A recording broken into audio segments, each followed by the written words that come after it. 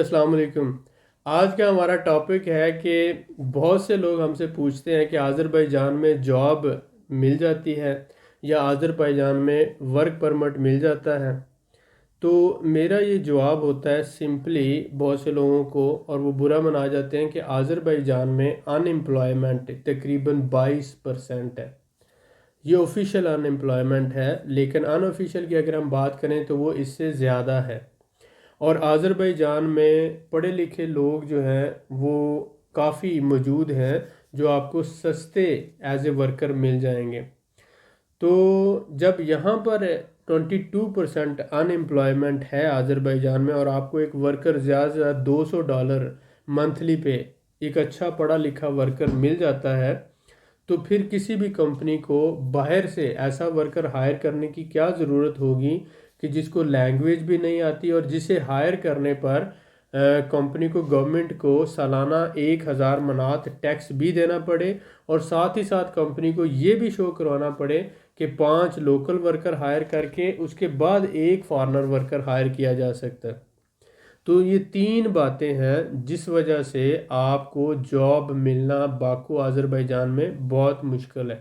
پہلی بات تو لینگویج، آپ کو آذربائیجان میں آذربائیجانی لینگویج نہیں آتی، اور یہاں پہ انگلش لینگویج نہیں بولی جاتی۔ صرف 1% یا 2% لوگ بڑی مشکل سے تھوڑا بہت بولتے ہیں۔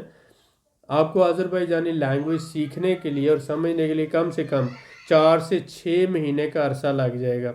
تو آپ کو ایک تو یہ ہے کہ آپ کو لینگویج نہیں آتی۔ دوسری بات یہ ہے کہ یہ جو لوکل ریکوائرمنٹ ہے کہ 5 لوکل ورکر ہونے چاہیے، تب آپ ایک فارنر ورکر ہائر کر سکتے ہیں، یہ ہو گیا۔ اور تیسری بات یہ کہ گورنمنٹ کو 1000 منات جو ہے، تقریباً 1000 سے 1200 منات سالانہ ٹیکس دینا پڑتا ہے کسی فارنر ورکر کو اگر آپ ہائر کرتے ہیں تو۔ یہ تینوں چیزیں جو ہیں اگر آپ فلفل کرتے ہیں تب آپ جو ہے ایک فارنر ورکر ہائر کر سکتے ہیں۔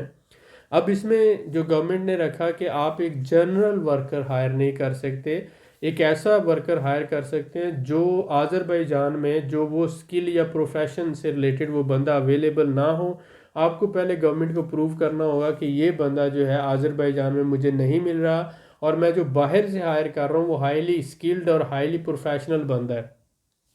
اب جب یہ ساری ریکوائرمنٹ پوری ہوں گی تو تب ہی آپ کو جاب مل سکتی ہے، اور تب ہی آپ کو ورک پرمٹ مل سکتا ہے۔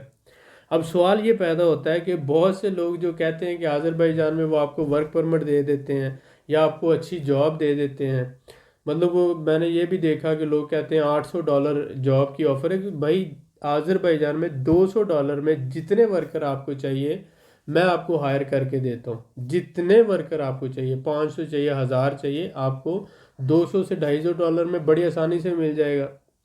تو 700 800 ڈالر میں کون آپ کو ہائر کر رہا ہے؟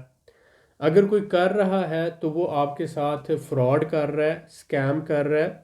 کائنڈلی اس بات سے بچنے کی کوشش کریں، لالچ میں آ کر اپنا نقصان نہ کریں۔ آپ کے پاس جو 2 لاکھ 2.5 لاکھ روپیہ ہے یا آپ ادھر ادھر سے اکٹھا کر کے دو گے، وہ آپ کا ضائع ہو جائے گا، ٹھیک ہے؟ تو پھر بھی اگر بہت سے لوگوں کو نہیں سمجھ آتی تو وہ وزٹ ویزا پہ جب آتے ہیں تو یہاں آنے کے بعد وہ خود دیکھ سکتے ہیں کہ لینگویج نہ آنے کی وجہ سے اور لوکل ان امپلائمنٹ ہونے کی وجہ سے آپ کو جاب ملنا یا ورک پرمٹ ملنا بہت مشکل ہے۔ ہماری یہ باتیں بہت سے لوگوں کو بری لگتی ہیں، اور اسٹریٹ فارورڈ جب میں کہہ دیتا ہوں کہ جاب ملنا مشکل ہے تو لوگ برا منا جاتے ہیں، لیکن سچ بات کہنا اور حقیقت بتانا میرا فرض ہے۔ آپ کا ماننا یا نہ ماننا وہ آپ کی مرضی ہے۔ دیکھیں، اسی طرح سے بہت سے لوگ کہتے ہیں کہ میرے پاس $4000 ہے، $3000 ہے، میں بزنس کرنا چاہتا ہوں۔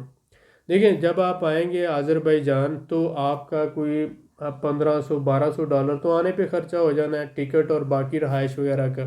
باقی آپ کے پاس 1500 $2000 جو بچے گا اس سے آپ بزنس رجسٹرڈ کروائیں گے، اور آپ کے نام بزنس رجسٹر ہونے کے بعد آپ کو کوئی دفتر چاہیے، کوئی ایک سٹاف ورکر وغیرہ آپ کو چاہیے، تو پہلے مہینے میں ہی آپ کے سارے پیسے جو ہیں ختم ہو جائیں گے۔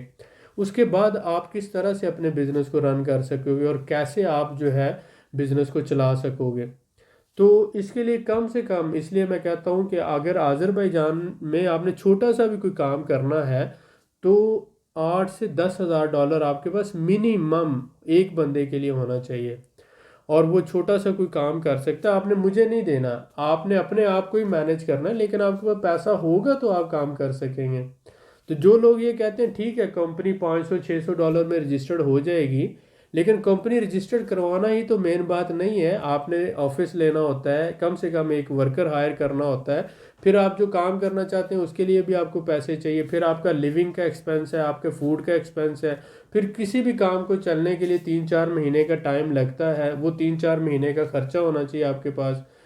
تو بہت سی باتیں ہیں جو آپ کو کڑوی لگتی ہیں، لیکن یہ حقیقتیں ہیں۔ ہم آپ کو بتاتے ہیں کہ بھئی جاب نہیں ہے، ورک پرمٹ آپ کو نہیں ملے گا، آپ سیلف امپلائڈ اپنا کوئی بزنس کر سکتے ہو، اپنا کوئی کام کر سکتے ہو، لیکن اس کے لیے آپ کے پاس پیسہ ہونا چاہیے۔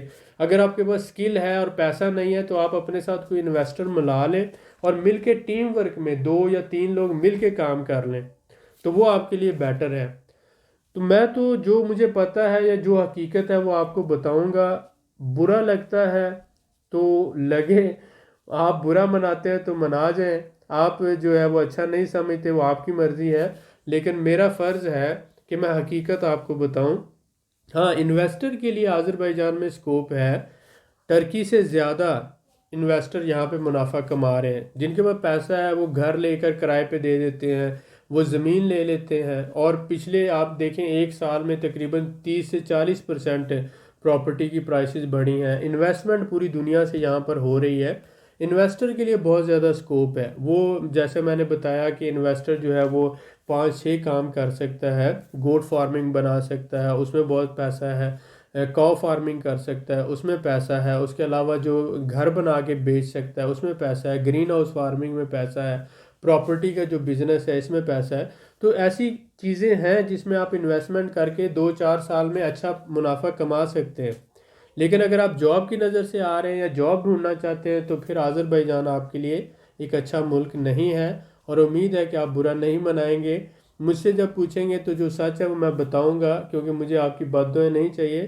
جو آپ کے پاس تھوڑے سے پیسے ہیں اسے اپنے پاس محفوظ رکھیں اور اپنوں کی مشکلات دور کرنے میں اس کا استعمال کریں۔ بہت شکریہ، اپنا خیال رکھیے گا۔